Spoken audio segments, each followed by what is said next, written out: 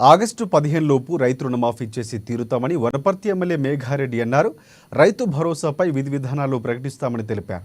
20 మందికి పైగా ఎమ్మెల్యేలు కాంగ్రెస్లో చేరుతారని మేఘారెడ్డి వివరించారు. ఇక బీఆర్ఎస్ బోర్డు తిప్పేసుకోవడమే బెటర్ అని కూడా చెప్తున్న మేఘారెడ్డితో మా ప్రతినిధి రాంబాబు ఫేస్ టు ఫేస్.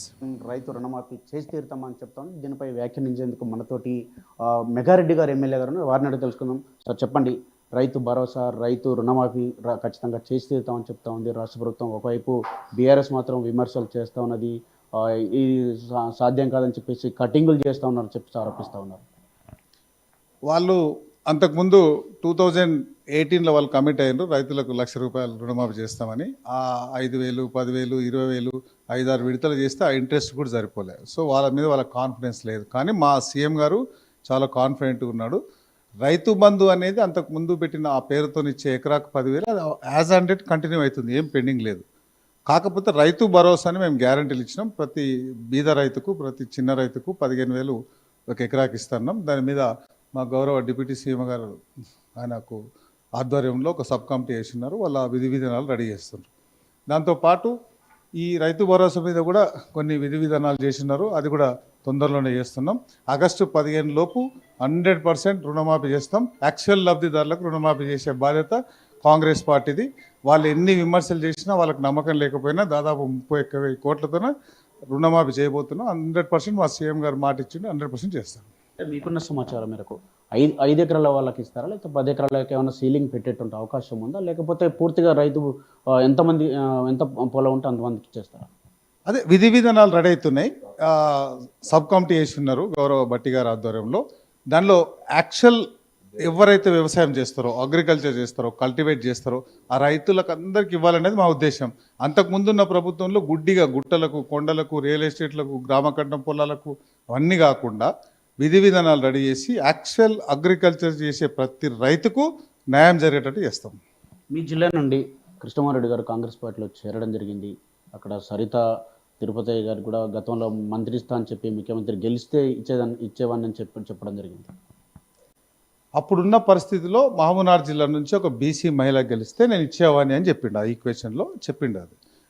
కానీ ఇప్పుడున్న పరిస్థితిలో, ఇప్పుడు చేసే పరిస్థితిలో వాళ్ళు మీరు కూడా చూసారు. కేసీఆర్ గారు కానీ కేటీఆర్ గారు ఎన్నిసార్లు చెప్పిండ్రు, ప్రజలతో ఎన్నుకోబడిన 65 మందితో ఎమ్మెల్యేలు గెలిచిన కాంగ్రెస్ పార్టీని మేము గూలగొడతాం, 2 నెలల కంటే ఎక్కువ ఉండదు, 3 నెలల కంటే ఎక్కువ ఉండదు అని వాళ్ళే మాట్లాడారు. మళ్ళీ 60 మందిని 10 సంవత్సరాల్లో అన్ని పార్టీలకు సంబంధించిన ఎమ్మెల్యేలు 60 మందిని పశువులను కొన్నట్టు, సంతలు కొన్నట్లు కొన్నది వాళ్ళే. 2/3 మెజార్టీతోనే విలీనం చేసింది వాళ్ళే. సో ఇప్పుడున్న పరిస్థితిలో నిన్న నిరంజన్ రెడ్డి గారు ప్రెస్ మీట్లో చెప్పారు, ఆర్టికల్ 10 మీద మాట్లాడండి. సో దాని మీద 2/3 కావాలి. 2/3 వస్తే 26 మంది వస్తేనే మా లెజిస్లేచర్ పార్టీ విలీనం అవుతుంది. ఆయనకు చెప్తున్నా నేను, నీ కోరిక తొందరలోనే తీరుతుంది. 26 మంది మీ వాళ్ళే వాలంటరీగా, మేమేం ప్రయత్నం చేయక్కర్లేదు. కాంగ్రెస్ పార్టీ వాళ్ళే దాదాపు 7 మంది ఆల్రెడీ జాయిన్ అయ్యారు, మిగతాలు కూడా వస్తారు. తొందరలోనే వాళ్ళ కోరిక తీర్చి 26 మంది ఇక్కడ వస్తారు. 2/3 మెజార్టీతోనే వాళ్ళ పార్టీ విలీనం అవుతుంది. బీఆర్ఎస్ పార్టీ ఫామ్ హౌస్కి పరిమితం అవుతుంది. అంటే మీరు అన్నట్టు అంటే 2/3 అంటే పార్టీలోకి, కాంగ్రెస్ పార్టీలోకి ఎమ్మెల్యేలు చేరుతా ఉన్నారని చెప్పి చెప్తా ఉన్నారు. అభద్రతా భావానికి లోనే అంటే కూలగొడతారు, లేకపోతే ఏదో ఇబ్బంది పెడతారని చెప్పి భయానికి చేర్చుకుంటున్నారా? నో నేను చెప్పింది ఏంటంటే, వాళ్ళు అన్నది కాంగ్రెస్ పార్టీ ఎమ్మెల్యేలను తీసేసి గవర్నమెంట్ గులో కొడతాం, వేరే పార్టీతోనే చేస్తామంటే 65 మందిని ఒక్కరి టచ్ చేసి చూడండి, ఇట్లా భస్మం అయిపోతారు. ఎవరి అమ్ముడు పోయేటోళ్ళు లేడు. అది కాకుండా కాంగ్రెస్ పార్టీ అయితేనే మొత్తం స్వాతంత్రం వచ్చినప్పటి నుంచి ఇప్పుడు కాంగ్రెస్ పార్టీ 2/3 అంటే దాదాపు 75 ఏళ్ళ 75% కాంగ్రెస్ పార్టీ పాలిచ్చింది. కాంగ్రెస్ పార్టీకి ఇది కొత్త పవర్ ఏం కాదు, కొత్తగా సీఎం ఏం కాలే, కొత్త పవర్ ఏం కాలే. కాంగ్రెస్ పార్టీ ఫస్ట్ నుంచి పవర్లో ఉంది, మళ్ళీ పవర్లోకి వచ్చింది. అన్ని ఇరిగేషన్ కానీ, వాటర్ కానీ ఆయకట్టు ఇచ్చింది, అన్ని మిగతా లబ్ధిదారులు ఇచ్చింది, ఇందిరమ్మ ఇండ్లు ఇచ్చింది, అంతా కాంగ్రెస్ పార్టీ. కాంగ్రెస్ పార్టీ మీద ప్రజలకు నమ్మకం ఉంది. కానీ వాళ్ళు ఓవర్ కాన్ఫిడెన్స్గా మాట్లాడారు. వాళ్ళ మీద, వాళ్ళ బీఆర్ఎస్ పార్టీ మీద నెంబర్ 1, నెంబర్ 2, నెంబర్ 3, నెంబర్ 4 వాళ్ళకి ఇంటర్నల్ ప్రాబ్లం ఉండి, వాళ్ళ మీద అభద్రతా భావం ఉండి, ఒకప్పుడు ప్రగతి భవన్ గేట్లే దాటి మినిస్టర్లు కూడా టైం ఇయ్యని కేసీఆర్ ఇప్పుడు ఫోటోలు దిగుతున్నాడు, ఇప్పుడు పోజులు ఇస్తున్నాడు. సో ఆయన మీద నమ్మకం లేక, కాంగ్రెస్ పార్టీ మీద నమ్మకంతో వాలంటరీగా వాళ్ళు వస్తున్నారు, మేమేం ప్రయత్నం చేయట్లేదు. ఒక మాట చెప్పండి, ఫిరాయింపుల చట్టాన్ని గతంలో అమలు చేయాలని చెప్పేసి గట్టిగా కాంగ్రెస్ పార్టీ కోరింది.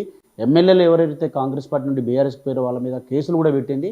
మొయినాబాద్ పోలీసుల్లో కేసులు పెట్టింది. దానిపైన పెద్ద ఎత్తున ఆందోళన కూడా చేసింది, వాళ్ళ ఇళ్లను కూడా ముట్టడించింది. మరి ఇప్పుడు మీరే మళ్ళీ దాన్ని పార్టీలోకి కాంగ్రెస్ ఇట్లా తీసుకుంటా ఉన్నారు. ఇది మీకు చట్టబద్ధత అనిపిస్తూ ఉన్నదా? అదే మాట్లాడుతున్నాం. అది కాంగ్రెస్ పార్టీ ఫైట్ చేసిన మాట వాస్తవమే. కాంగ్రెస్ మీరు ఎన్ని రాష్ట్రాల సీఎంలను కూలగొట్టిన, ఎన్ని రాష్ట్రాల గవర్నమెంట్ను కూలగొట్టినరు, మీరు బీజేపీ పార్టీ ఇట్లా చేస్తుంది, బీఆర్ఎస్ పార్టీ ఇట్లా చేస్తుంది, మీరు ఇట్లా చేసిండ్రని ఫైట్ చేసింది కాంగ్రెస్ పార్టీ వాస్తవమే. ఇప్పుడు మేమేం వాళ్ళని మా గవర్నమెంట్కి మెజార్టీ లేక కాదు, మాకు అభద్రతా భావం లేక కాదు, మేమేం అడగట్లే. వాళ్ళే అభివృద్ధిని చూసి కాంగ్రెస్ పార్టీలోకి వస్తున్నారు. అది ఫైనల్గా ఉద్యోగులకు సంబంధించి ఇప్పటికే రాష్ట్రంలో కొన్ని ఖాళీలు భర్తీ చేయాలని చెప్పేసి నిన్న ఆందోళన చేసినటువంటి పరిస్థితి ఉన్నది.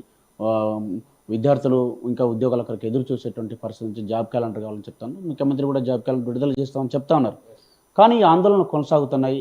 దీనికి మీరు అంటే సరైనటువంటి విధంగా విద్యార్థులను మీరు కన్విన్స్ చేయలేకపోతా ఉన్నారా?